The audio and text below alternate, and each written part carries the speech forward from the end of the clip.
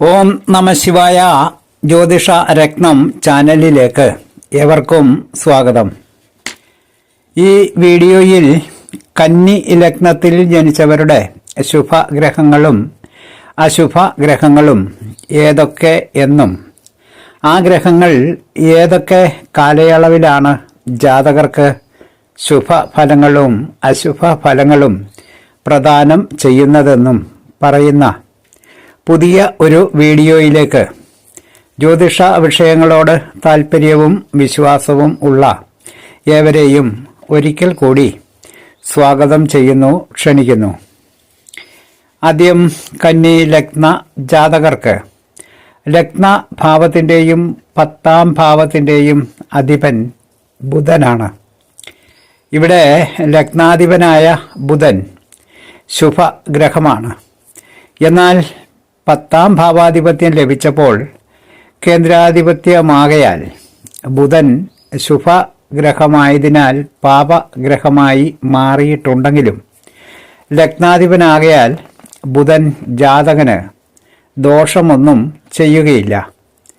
അതുകൊണ്ട് ജാതകർക്ക് ബുധൻ്റെ ദശാകാലങ്ങളും അപകാരകാലങ്ങളും ശുഭകാലങ്ങൾ തന്നെ ആയിരിക്കുന്നതാണ്. അടുത്തത് 2ാം ഭാവാധിപനും 9ാം ഭാവാധിപനുമായ ശുക്രനെ സംബന്ധിച്ചാണ്. 2ാം ഭാവാധിപൻ ആകയാൽ ശുക്രൻ മാരകനായ പാവൻ ആകേണ്ടതാണ്. എന്നാൽ ശുക്രന് 9ാം ഭാവത്തിൻ്റെ ആധിപത്യം കൂടി ലഭിച്ചിരിക്കുകയാൽ, അതായത് ത്രികോണാധിപത്യം ലഭിച്ചിരിക്കുകയാൽ ശുക്രൻ ശുഭനായി മാറുകയും ശുക്രൻ്റെ മാരകത്വം നശിച്ചു പോകുകയും ജാതകർക്ക് ശുക്രൻ ഏറ്റവും ശുഭനായി മാറുകയും ചെയ്യുന്നു. അതിനാൽ ശുക്രൻ്റെ ദശാകാലങ്ങളും അപകാരകാലങ്ങളും ജാതകർക്ക് ശുഭകാലങ്ങൾ തന്നെ ആയിരിക്കുന്നതാണ്. അടുത്തത് 3, 8 ഭാവാധിപനായ ചൊവ്വയെ സംബന്ധിച്ചാണ്. 3ാം ഭാവം ദുസ്ഥാനവും 8ാം ഭാവം അഥവാ അഷ്ടമഭാവം നാശസ്ഥാനവും ആകയാൽ ചൊവ്വ 2 വിധത്തിലും പാപഗ്രഹം ആയതിനാൽ ചൊവ്വ കന്നി ലഗ്ന ജാതകർക്ക് കടുത്ത പാപൻ തന്നെയാണ്. അതിനാൽ ചൊവ്വയുടെ ദശ അപകാരകാലങ്ങളിൽ ജാതകർക്ക് കടുത്ത ദോഷാനുഭവങ്ങളും ഉണ്ടായിരിക്കുന്നതാണ്. അടുത്തത് 4, 7 ഭാവങ്ങളുടെ അധിപനായ വ്യാഴമാണ്. 4, 7 എന്ന 2 ഭാവങ്ങളും കേന്ദ്ര ഭാവങ്ങളാണ്.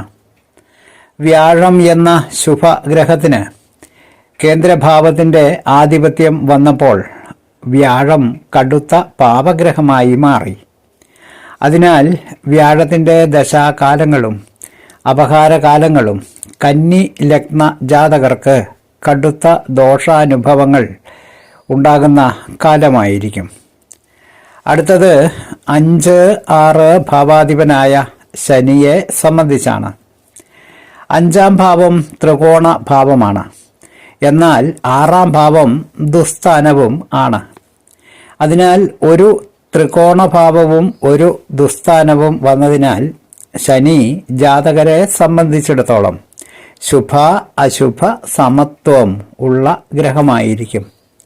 അതുകൊണ്ട് ശനിയുടെ ദശാകാലങ്ങൾ ജാതകർക്ക് ഗുണവും ദോഷവും അടങ്ങുന്ന സമ്മിശ്ര അനുഭവങ്ങൾ ഉണ്ടാകുന്ന കാലം ആയിരിക്കും. അടുത്തത് 11ാം ഭാവാധിപനായ ചന്ദ്രനെ സംബന്ധിച്ചാണ്. 11ാം ഭാവം മാരക ഭാവമാണ്. അതിനാൽ ചന്ദ്രൻ മാരകനായ പാപഗ്രഹമാണ്. അതുകൊണ്ട് ചന്ദ്രൻ്റെ ദശാ അപകാര കാലങ്ങളിൽ ജാതകർക്ക് കടുത്ത ദോഷാനുഭവങ്ങൾ കൂടുതലായി ഉണ്ടാകുന്ന കാലമായിരിക്കും. അടുത്തത് 12ാം ഭാവാധിപനായ സൂര്യനെ സംബന്ധിച്ചാണ്. സൂര്യൻ വ്യയാധിപനാണ്, അതായത് വ്യയസ്ഥാനത്തിൻ്റെ അധിപൻ. 12ാം ഭാവം ദുസ്ഥാനമാണ്. അതിനാൽ സൂര്യനും കന്നി ലഗ്ന ജാതകർക്ക് പാപൻ തന്നെയാണ്. അതുകൊണ്ട് സൂര്യൻ്റെ ദശ അപഹാര കാലങ്ങൾ ജാതകർക്ക് അശുഭകരങ്ങളായ കാലങ്ങൾ തന്നെ ആയിരിക്കും. 3-ാം ഭാവത്തിൻ്റെയും 8-ാം ഭാവത്തിൻ്റെയും അധിപനായ ചൊവ്വയായിരിക്കും കന്നി ലഗ്ന ജാതകർക്ക് ഏറ്റവും വലിയ മാരകൻ. മേൽപ്പറഞ്ഞ പ്രകാരത്തിലാണ് കന്നി ലഗ്ന ജാതകർക്ക് ഗ്രഹങ്ങളുടെ ശുഭകാലങ്ങളും അശുഭകാലങ്ങളും ക്രമീകരിക്കപ്പെട്ടിരിക്കുന്നത്. കന്നി-ലഗ്ന ജാതകരുടെ ശുഭഗ്രഹങ്ങളെയും അശുഭഗ്രഹങ്ങളെയും അവർ നൽകുന്ന ഫലങ്ങളെയും സംബന്ധിച്ച് പറഞ്ഞ വീഡിയോ ശ്രദ്ധിച്ച എല്ലാവർക്കും നന്ദി, നമസ്കാരം.